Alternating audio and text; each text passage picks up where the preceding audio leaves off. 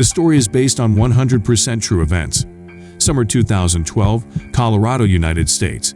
Me and my longtime boyfriend, who had just become my husband, Brock, my friends, Samantha, Tommy, and Leo decided to go to the local movie theater, as we always do every week. But I will never forget this certain time. It was the midnight premiere of the newest Batman movie, and even though I was tired as hell, as I had just finished working a 12-hour shift, I and my hubby decided to agree. If only I had known what I do now, that among the crowds a killer was lurking.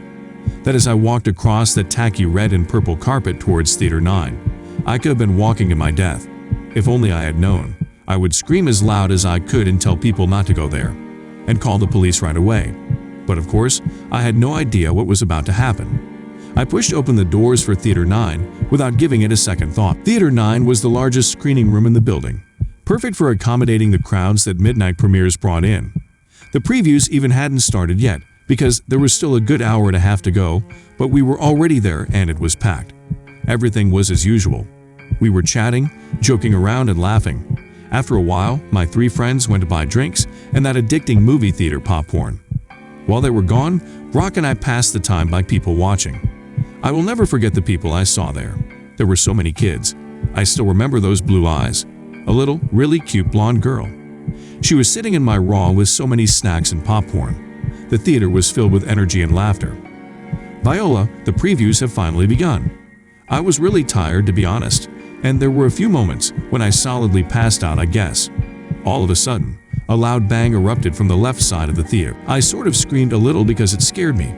A strange smell started to fill the auditorium. It was like the smell of firework, so I thought it was a cherry bomb or something similar. Had someone thrown fireworks into the crowd as a prank? Then down near the right side of the movie screen, the dark silhouette of a person caught my attention. Just a black frame against the bright movie screen. A series of flashing lights were coming from this person. It was a weird moment where time literally slowed down and everything went strangely quiet. I couldn't move. I couldn't think. The time stopped. Luckily, Brock realized what was going on and grabbed me. He pulled me to the ground and lay on top of me, shielding me. This second, I realized what was going on. The mass shooting. And I was at the epicenter. I could hear the gunshots ringing out across the theater.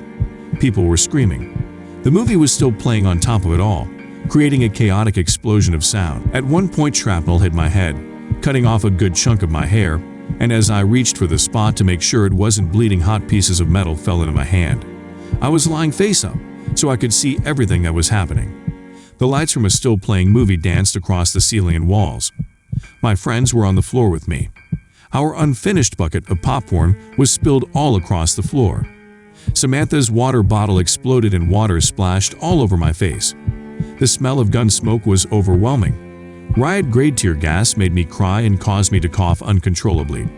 There was another smell, too. The horrible metallic smell of blood that I'll never forget. All of a sudden, I felt like my lower body became wet. I thought it was because of the water, but I was wrong. There was no time to check on myself as things went strangely quiet as the bullets stopped flying and Tommy shouted, "Let's get out of here." We ran down the stairs, across the front of the screen towards a bright green exit sign. We crammed into a small, closet-like space where the door was. It was so difficult to open, but finally, my hands felt the metal door handle, and I pushed against it with all my strength. The door flew open, and the light of a nearby streetlight flooded our eyes. We pushed against the door so hard that we all fell over onto the concrete. Running from the death, I suddenly realized my legs were red and absolutely soaked with blood. It looked like I was taking a bloodbath. I instantly started checking my body all over and realized I wasn't injured at all. It wasn't my blood. It was Brock's blood. He had been shot in the leg. A massive, gaping hole had ripped through the lower half of Brock's right leg. His foot was barely hanging on and dangled lifelessly. Leo and a young man helped to carry Brock because he couldn't walk. I was completely shocked. I had no idea he had been injured, especially since he was right behind me the whole time and managed to escape the theater all by himself. How he did it on one foot, I'll never know. I started screaming. My scream was so loud that it alerted nearby construction workers. At the back of the theater, there was a narrow parking lot, followed by a grassy lawn and then the street beyond that. The construction workers were doing road repair on this street, but as soon as they heard my scream and saw us, they started helping us. They carried Brock along the back sidewalk all the way to the end, where the corner of the building is. My husband then collapsed from exhaustion and pain, saying he couldn't move anymore. I looked back and realized we had left a trail of blood, leading from the door all the way to our current position. I knelt beside Brock and glanced around to see who else was injured. Tommy had been shot in the knee and the hip, and was further away in the parking lot. Leo, Samantha, and I were fine. The teenager who helped my husband was also injured. His mom was bleeding from several places, and she looked like she was about to pass out. Anyways, we were all lucky, because the shooting was still going on inside. And we were so lucky as the police, unlike the ambulance, showed up really fast. Brock was one of the last to be taken to a hospital. He was bleeding out for almost 20 minutes before an ambulance pulled up on the same street with the roadwork. He was almost unconscious. Several massive guys rushed across the grass with a stretcher, loaded him onto it, and then ran with him back to the waiting ambulance. I couldn't go with him because there were so many people who needed the help of paramedics. I stayed there, people were passing by me and it felt surreal.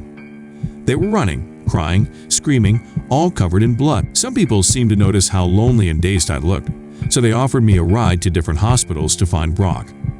I could lose him only a month shy of our first wedding anniversary because of some psychopath with a gun. I didn't know where exactly he was taken. I found him in the next city over, maybe 4 to 5 minutes from the theater if you're going the speed limit. He was alive. According to the surgeons, my husband lost almost half his blood. Brock made it to the hospital just in time, a few seconds later, and I would lose him. He underwent several blood transfusions and was in the hospital for 21 days. However, he will never be able to walk the same again. Brock and Tommy both had survived, though many others weren't so lucky. I was informed that 12 people were killed in this shooting and over 70 were injured. The little blonde girl sitting in my row did not survive. She died in the theater no more than a few feet from us. She had been shot multiple times. I learned from the televised trial that the guy wasn't stupid. He was going to school for neuroscience in California. However, for some reason, he had an obsession with killing people and had a stalker mentality. He was planning the shooter for months. It's unnerving to think this guy could have been watching us every time we went to the theater, and we would have never known it. To commit this crime, he ordered a few thousand rounds of ammunition, riot gear and armor, tear gas, an assault rifle, and a shotgun. He took pictures of himself, which were shown in court, wearing all of this gear like some sick trophy and holding up these weapons with a menacing smile. Before driving to the theater with all of this gear in his car, he booby-trapped his entire apartment and set it to explode if anyone opened the door. You will be surprised to know, but he even bought a ticket for the movie. He was sitting in the few front rows. I must have passed him several times in the lobby while he was there. Maybe he had seen me too. He went to the exit at some point, and then came back inside and started shooting. When we escaped the theater, we ran past his white car, which was parked right at the exit. We didn't even notice it. I remember his demonic figure rendered from the darkest and most sinister nightmare. I will never forget the moment I came face to face with a true, deranged psychopath. He just had this blank stare in his eyes the whole time. If eyes truly are the windows to the soul, then his soul was filled with nothing but a cold indifference for those he had murdered and harmed. He was sentenced to 3,318 years in prison for his crimes. I hope he still rots in prison.